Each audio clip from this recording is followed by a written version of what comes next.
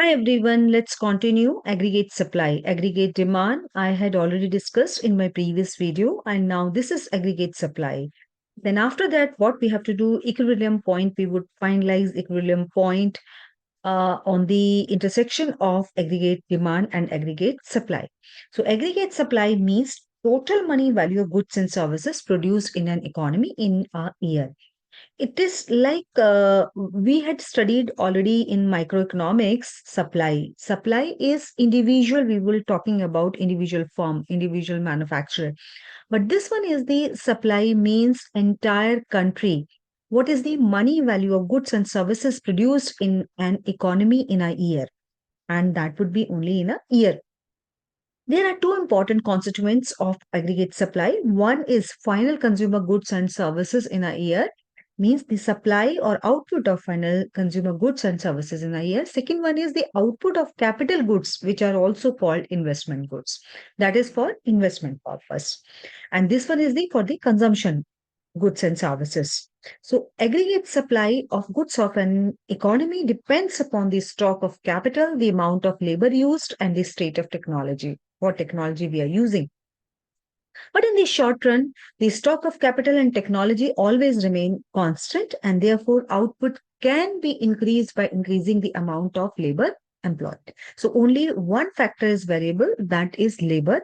That is labor when you are increasing or decreasing. So, output you can increase when labor is increasing. Like the classical economist Keynes also derived his aggregate supply function from the short run production function with a given capital stock and constant technology. Thus, this is the equation y equal to nkt. Y stands for national output, N stands for labor employed, and K stands for capital, T stands for technology, state of technology. But what would be the meaning of this bar, K bar, over the symbol K and T? For capital, its stock and state of technology indicates that K and T are fixed. That means it's not keep on changing. These are fixed. So short-run output depends on the level of employment and further is aggregate supply curve is output curve with a fixed price level. This is in the Keynesian model of determination of income in drawing the aggregate supply, not only the stock of capital, population size, stock, state of technology, and money wages are assumed to remain constant, but also the price level of output is held constant.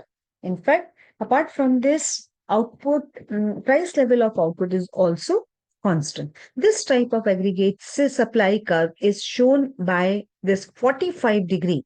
Right. In this figure, you can see aggregate supply, and on the x-axis, we have taken national income. This is constant. You can see it's nationals keep on rising. Aggregate supply curve, right? This is supply curve.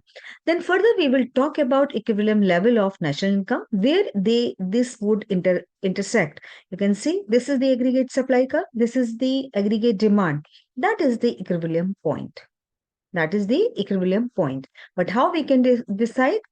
First, we would understand the equilibrium level of national income is determined by the intersection of aggregate demand. Aggregate demand means C plus I.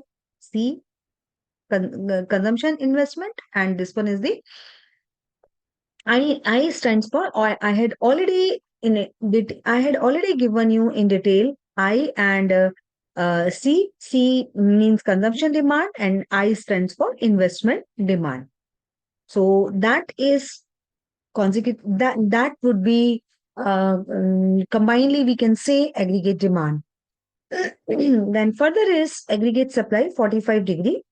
And now we can see, therefore, E is the equilibrium point and OY1 represents the equilibrium level of national income. OY1, this one is the aggregate, we can say aggregate equilibrium level of national income.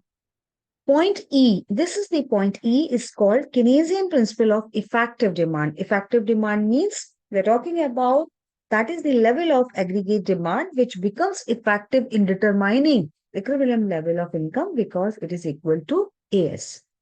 Aggregate demand is equal to aggregate supply at this point.